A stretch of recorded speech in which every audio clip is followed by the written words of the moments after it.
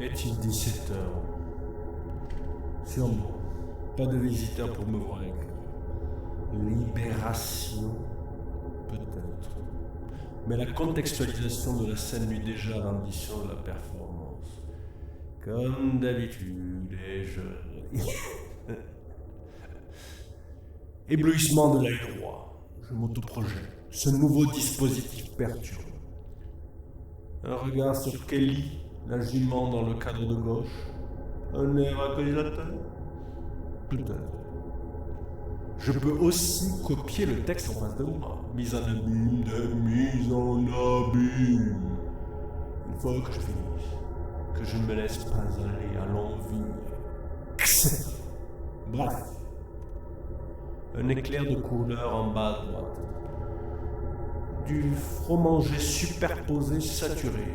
La scène est multiple et je la reproduis. Film de film et projection de projection. Sortirai-je de cet autoréférencement? Sûrement je fais la page. Le rouge du Larsen Vidéo ne revient pas malgré mon mouvement. Encore une ligne. Le laisser aller totalement absent. Bientôt, il reviendra. J'entends des voix. Au revoir.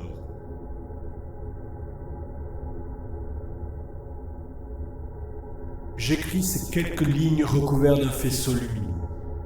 Il reproduit un Larsen Vidéo, une mise en abîme visuelle. Ce tunnel évoque en moi l'idée de la génération d'idées, justement.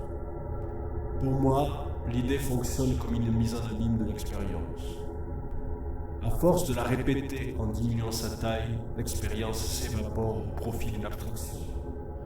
Dès lors, est-il possible de s'extraire de la représentation sensorielle du réel par d'autres moyens qu'une sorte de mensonge perpétuel sur sa propre réflexion?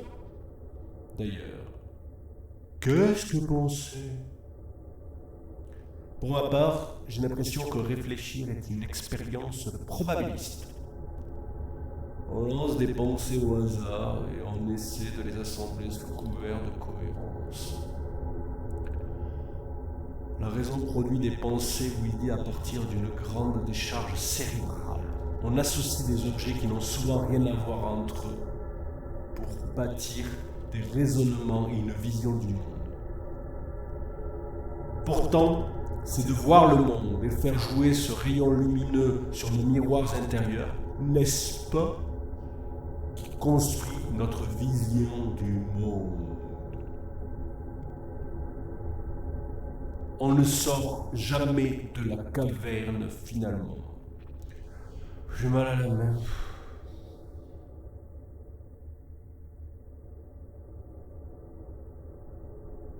Sans vos explications, je serais passé à côté de l'exposition. C'est intéressant. Il semblerait que l'exposition est vue par peu de personnes au premier degré. Cette première phrase, je l'ai entendue à de nombreuses reprises cette semaine. Le fait d'avoir de la vidéo et de l'installation induit chez le spectateur un sentiment d'incompréhension immédiate. Il doit y avoir quelque chose à comprendre. Certes, j'ai bâti une fiction rationalisante autour des vidéos que je montre. Pourtant, le fait de ne pas essayer de comprendre est la meilleure façon d'envisager l'exposition. L'expérience esthétique pure, désintéressée est pour moi libératrice. Schopenhauer, entre deux repas avec son chien et quelques saillies misogynes, le disait. Quel argument d'autorité! Il faut parcourir l'espace en se laissant aller. Ce n'est pas parce que je peux tenir un discours rationnel sur ces œuvres que c'est le bon. C'est une fiction a posteriori. Mais comme on me demande des explications, je vais essayer d'en fournir dans ces pages. Libre au spectateur de les lire.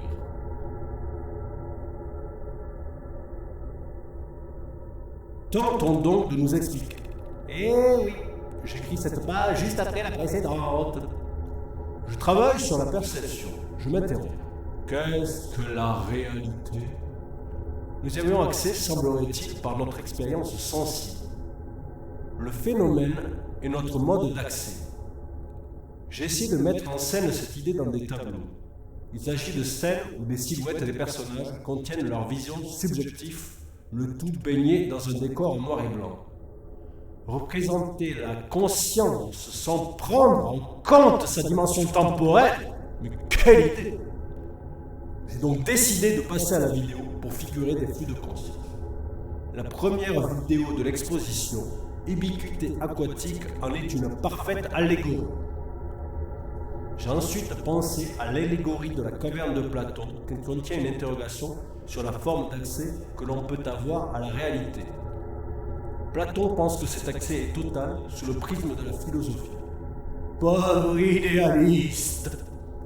Dans un monde postmoderne, techno-nihiliste, apocalyptique, à tendance prophéline comme le nôtre, cet idéalisme semble bien daté.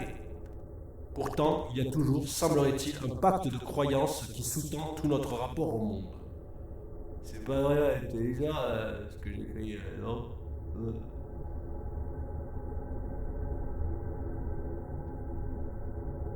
Dernier jour de l'année 2022. Il n'y a pas de foule aujourd'hui à la galerie. Je devais continuer mes explications sur l'exposition, mais je ne me souviens pas où j'en étais resté. Mettons que j'allais aborder l'allégorie de la caverne de Platon. Percevons-nous vraiment quelque chose de la chose en soi?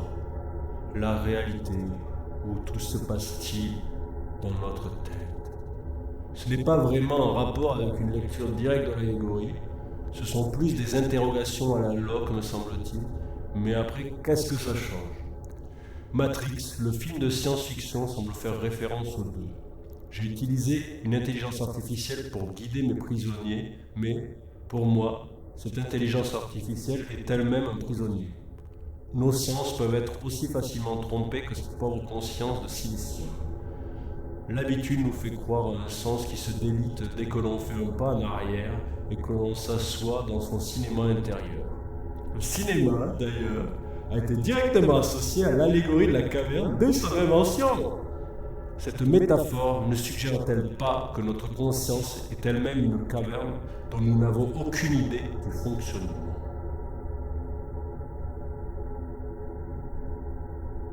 Venons donc samedi 7 janvier à 14h pour voir de la peinture. Enfin non, enfin oui.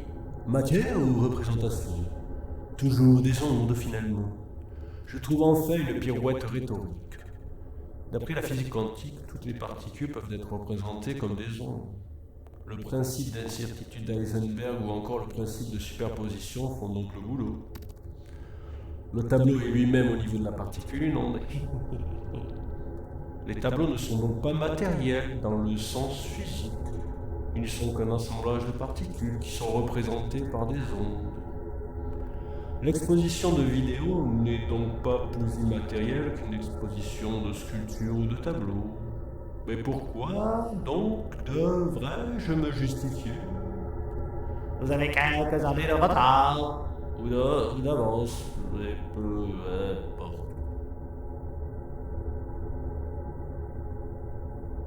Retour à ces pages après tout le tapage de la performance collective du 19 janvier. Nous l'avons d'ailleurs pas nommé. Quel nom? Babybabel? Nous parlions dans des langues étrangères.